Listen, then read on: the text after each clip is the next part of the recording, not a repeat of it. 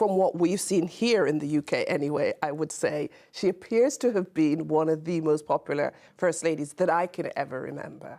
And I'm old.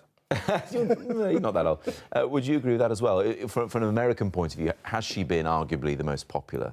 Well, she certainly leaves the White House as one of the most popular figures, period. You know, she is more popular than her husband, and she's facing calls to start her own political career, which she's tried to resist. But I think she actually goes down as the coolest First Lady we've seen occupy the White House. Annie, a lot of people say that her husband is a great orator, but I wonder if she's a better speaker than him. Well, I think she is. And I think, as Stephanie has said, she has ended up being far more popular than he is. And I think that most of us have really embraced him, especially in these last 6 months, 8 months of the campaign. Yeah. We have seen a side of her that has been so powerful.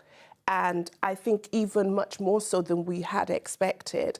And I think that's why the call for her to run in 2020, which I hope she doesn't, by the way. Why not?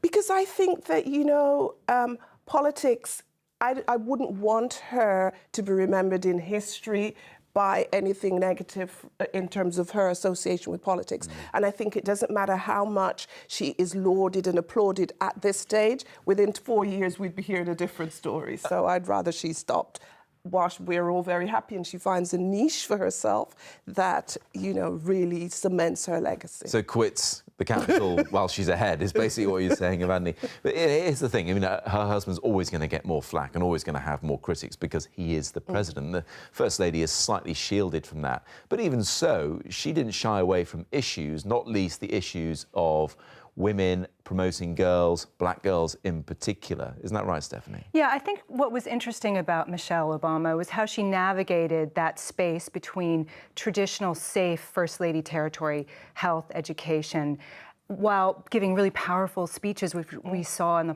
past 6 months, against racism and sexism. And she also just really effectively used social media in a way that we've never seen before. And I think that she'll go down in history as someone who redefined the way the First Lady operates in so many different ways.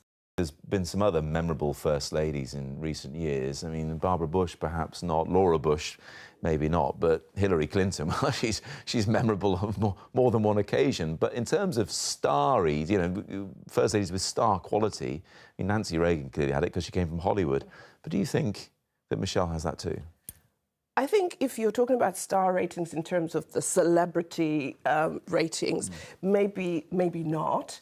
But in terms of what she's done for fashion, I mean, it's just amazing. She hasn't put a foot wrong, I don't think, in whatever we've seen her in, whether it's in the formal occasions where she is, you know, there representing her position in a much more official role, or whether she's just mom. She hasn't put a foot wrong, and she's championed high street stores. And I think that's been a difference for her, too. You know, she never really wanted the public limelight, but she really kind of became very comfortable as the years went on. And, you know, you just remember last year she did this incredible dance on the White House lawn for the Easter egg roll. Yes. You know, to Bruno Mars.